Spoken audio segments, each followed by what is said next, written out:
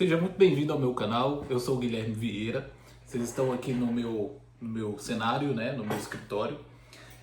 Tô fazendo um teste aqui também de microfone, mas o vídeo hoje é sobre isso aí que você viu na capa. E aí eu vou chamar você para refletir comigo nesse assunto. Vamos lá. O Conselho Tutelar, ele entrou com uma ação para impedir que o Miguel, né, o pregador Miguel, o pregador Mirim, o profeta Mirim, parasse de pregar. O que acontece? A gente vê um problema aqui, porque é o seguinte, esse assunto poderia ter morrido, mas na verdade esse assunto ele traz uma reflexão sobre a crise que o cristianismo ou a igreja está sofrendo. Vamos lá. Quando o profeta Miguel começou a ficar muito famoso na internet, deixa eu só ajeitar aqui porque eu acho que minha câmera não tá boa. Eu acho que assim vai ficar melhor. Vamos lá. Quando o profeta Miguel apareceu aí na internet, o primeiro vídeo que eu vi dele era num podcast, ele falando sobre a origem, né, do ministério dele, onde ele falava que alguém tinha dito que ele tinha sido escolhido desde o ventre da mãe dele.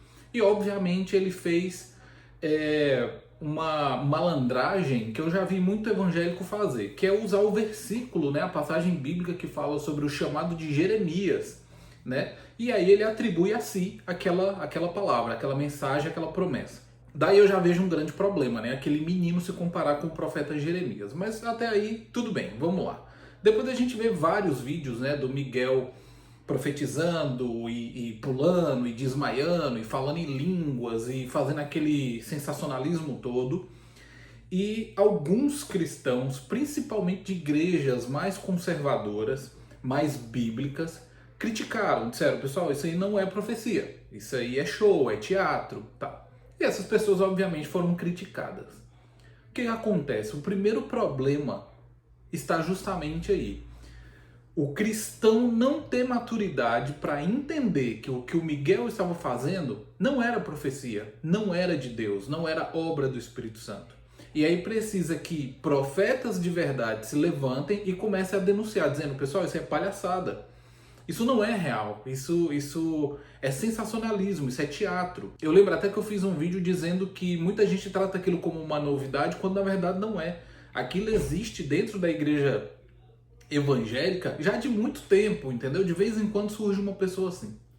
Mas beleza, a igreja não teve maturidade para parar aquele garoto. Ou seja, a igreja, as lideranças não tiveram maturidade para falar, ó, para, que isso aí não é de Deus, ok? Aí a gente vê que o Estado precisou intervir, né? O Conselho Tutelar, né, um poder do Estado, precisou intervir e falar assim, Miguel, por quê? Além de você estar cometendo atos que beiram a criminalidade, como por exemplo o estelionato, porque você está aí dizendo, ele pegava papéis, né, dizendo que estava rasgando câncer, filtrando sangue e fazendo não sei o que e tal. Isso pode levar algumas pessoas a pararem tratamentos médicos por achar que receberam um milagre. Eu lembro inclusive que o vídeo onde ele rasga, né, algumas folhas simbolizando ali essas doenças, a mulher depois se manifestou e falou, gente, eu sou aquela pessoa, mas eu ainda estou doente e eu estou fazendo ainda o tratamento. Então, ou seja, nada aconteceu, o milagre não aconteceu. E isso pode levar algumas pessoas de mente mais fracas ainda a pararem tratamentos médicos por achar que recebeu um milagre. E aí acaba morrendo. Eu já vi isso acontecer dentro de igreja, onde o profeta chama a pessoa lá na frente e fala, ó, Deus está te curando de um câncer e tal. E a pessoa fala, ó, beleza. 6 meses depois a pessoa morreu de câncer. Então, ou seja, estranho. Eu conheci inclusive um pastor já idoso, que ele tinha problemas no coração, e um dia ele passou muito mal e ficou internado muito tempo. E aí fizeram uma campanha de oração na igreja para Deus curar, restaurar a saúde do pastor. O pastor saiu do hospital, mas saiu com debilidades, né? Saiu com problemas ainda, mas sobreviveu.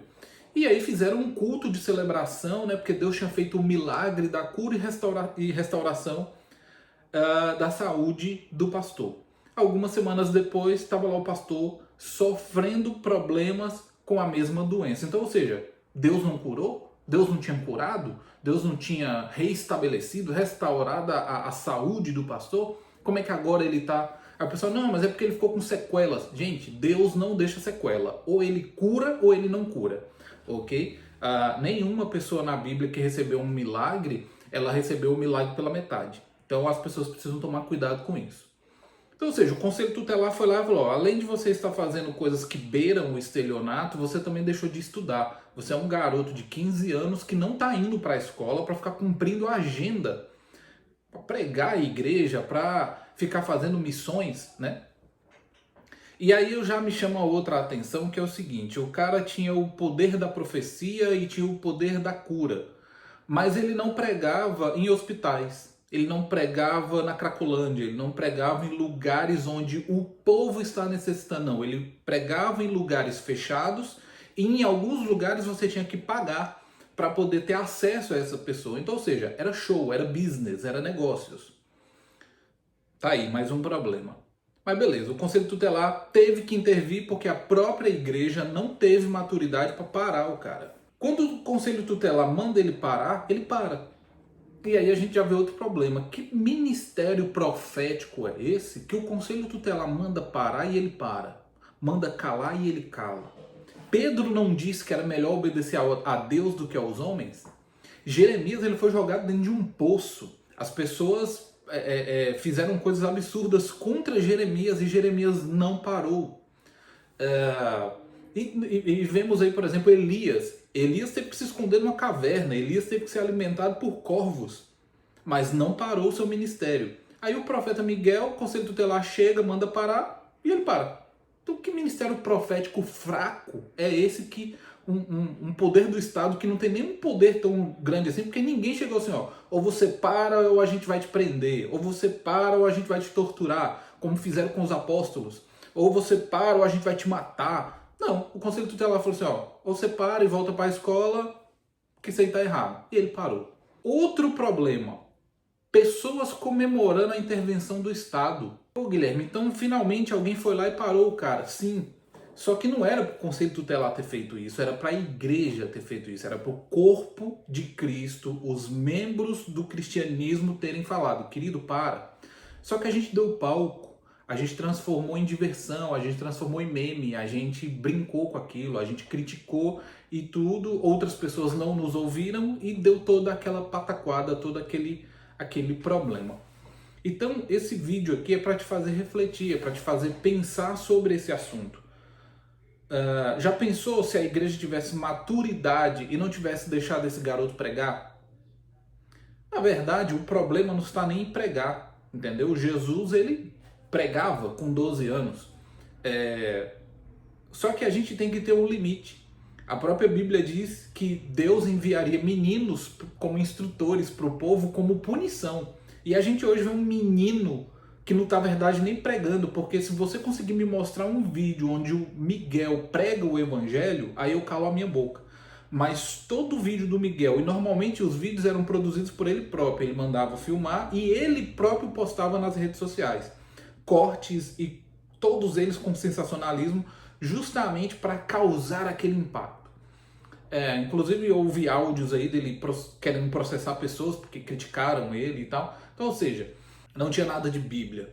A gente viu aí maturidade com pessoas, pregadores da igreja evangélica ali de renome, né? Até esqueci o nome de um deles, que virou instrutor do garoto, foi dar aula de teologia. Quando na verdade ele deveria ter chegado no garoto e falado, querido, vai estudar, vai se formar, vai arrumar um emprego. E se você quer pregar, prega na sua escola, prega na sua família, mas prega o evangelho, para com essa palhaçada. E foi o que não aconteceu. Então assim, eu falei um pouco sobre esse assunto em outros vídeos, mas agora eu estou trazendo essa questão aqui justamente porque depois de algum tempo a gente para e reflete e vê o grande problema em que a igreja se meteu. E quando eu digo igreja, eu estou falando todos os cristãos, independente de qual seja a sua ramificação. A igreja está em crise e está faltando verdadeiros profetas, verdadeiros pregadores, homens de maturidade para parar com essa palhaçada dentro das igrejas. Eu volto em breve com um novo vídeo onde eu também vou te questionar sobre que tipo de evangelho você está pregando. Será que você está pregando o evangelho de Jesus ou você está convidando pessoas para a sua igreja? Ou você está convidando pessoas para a sua religião? Então eu espero que você tenha entendido esse vídeo, espero que, se você não é inscrito, inscreva-se no canal, deixa aí o seu comentário, compartilhe esse vídeo com alguém e a gente se vê no próximo vídeo. Tchau!